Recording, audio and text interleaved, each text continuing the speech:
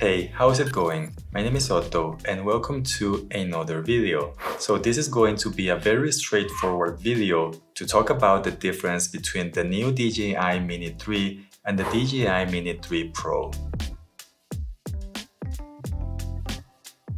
The first aspect to consider is the price difference. You can buy the new Mini 3 or the Mini 3 Pro with this standard controller, where you would have to attach your smartphone as a screen like this, or you can buy them with the DJI RC, which is this controller that already has a screen on it. In my opinion, this is way more convenient, but it's more expensive as well. You can also buy the drone by itself with no controller, and this is a great option if you already have a compatible controller.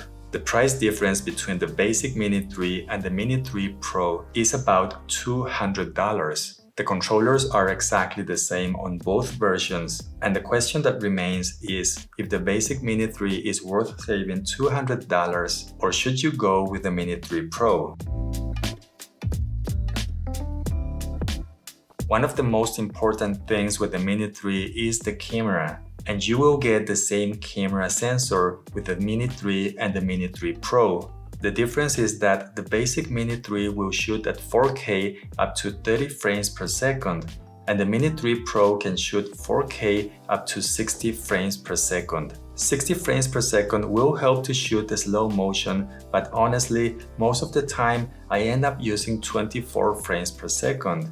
And if you ever need to use 60 frames per second, you can use it with the basic Mini 3, but at 2.7K, which is not going to be too bad, to be honest. Another difference is that the basic Mini 3 doesn't have a flat color profile, and that means that you can't shoot in D-Cine-like, and it will only support 8-bit color. The Mini 3 Pro, on the other hand, does have D-Cine-like with 10-bit color. There is also the fact that the Mini 3 Pro will shoot videos up to 150 megabits per second, and the basic Mini 3 will do at 100 megabits per second. And yes, that is a huge difference in terms of video quality.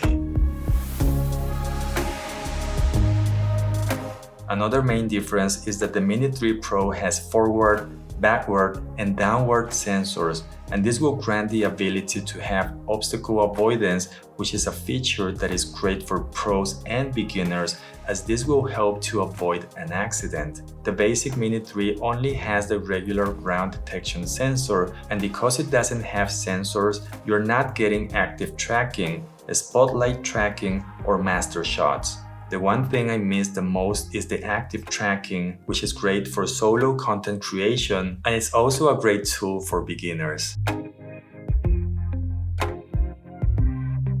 Like I said before, the controllers are the same between the basic Mini 3 and the Mini 3 Pro, but the basic Mini 3 will use OcuSync 2.0 instead of OcuSync 3.0 like the Mini 3 Pro does. And this means that the transmission distance is not going to be as good as the Mini 3 Pro, but OcuSync 2.0 is the same that was used with the Mini 2, and I never felt like this was an issue.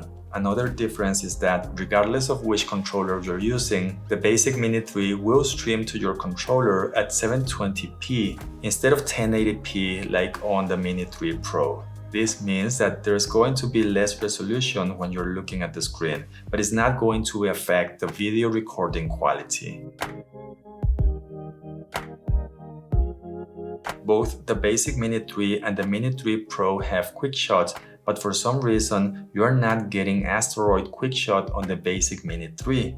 Battery size and capacity is the same for both drones. As a matter of fact, they're using exactly the same battery. DJI says that you're going to get 4 extra minutes of flight time with the basic Mini 3 over the Mini 3 Pro. The DJI Mini 3 Pro has 1.2 gigabytes of internal storage, and the basic Mini 3 doesn't have any at all. This is really not a big deal, but if you ever forget your micro SD card like I did one day, you can still record a few minutes of video or take some pictures with the Pro version. So the way I see it is that if you're looking to get an awesome drone and save some money at the same time, the basic Mini 3 will be enough for most people. But you need to understand that there are some limitations. It won't have obstacle avoidance, There's no active tracking, the camera and the gimbal are the same, but the video quality will be top quality on the Mini 3 Pro. The other features that are different, such as OcuSync 2.0 versus 3.0, the streaming resolution, total flight time, and the internal storage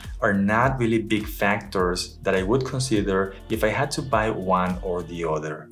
I hope that this video was useful. Please don't forget to hit that like button. I hope you're having an amazing day, and I hope to see you in the next video. Bye.